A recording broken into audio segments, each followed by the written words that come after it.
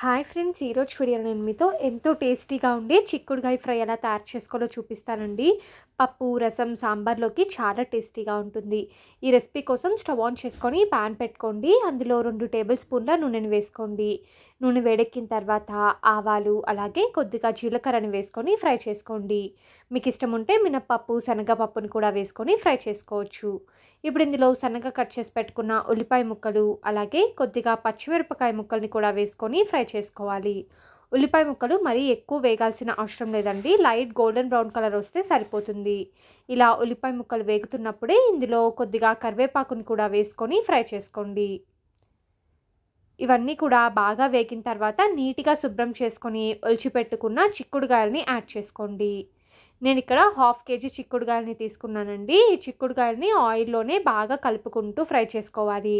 మీకు టైం లేకపోతే చిక్కుడుగాయలని విడిగా ఉడకపెట్టుకొని కూడా వేసుకోవచ్చు. బట్ ఇలా ఆయిల్లో ఫ్రై చేసుకుంటే టేస్ట్ చాలా బాగుంటుంది.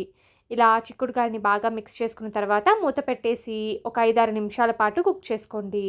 మధ్య మధ్యలో కలుపుకుంటూ చిక్కుడుగాయలని కుక్ చేసుకోవాలి. 5-6 నిమిషాల తర్వాత మూత తెరిచి చిక్కుడుగాయ ముక్కల్ని ఒకసారి బాగా కలుపుకొని మరలా మూత పెట్టేసి మరొక 5-6 నిమిషాల పాటు కుక్ చేసుకోవాలి. ఒక 5-6 నిమిషాల తర్వాత మూత తెరిచి చూద్దాం. చూడండి, చిక్కుడుగాయ ముక్కలు మనకి 80% కుక్ అయిపోయాయి. ఇప్పుడు వీటిని ఒకసారి బాగా మిక్స్ చేసుకోండి. ఇలా మిక్స్ చేసుకున్న తర్వాత ఇందులో రుచికి సరిపడినంత ఉప్పు, కొద్దిగా పసుపు అలాగే 1 టేబుల్ స్పూన్ కారం యాడ్ చేసుకోండి. కారం మీ టేస్ట్కి తగినంత చూసి యాడ్ చేసుకోండి. ఈ మసాలాలన్నీ కూడా యాడ్ చేసుకున్న తర్వాత మీకు ఇష్టం ఉంటే కొద్దిగా ధనియాల పొడిని కూడా వేసుకొని బాగా కలుపుకోవాలి. ఇలా వీటన్నిటిని బాగా కలుపుకున్న తర్వాత మూత పెట్టేసి ఒక 2 నిమిషాల పాటు కుక్ చేసుకోండి.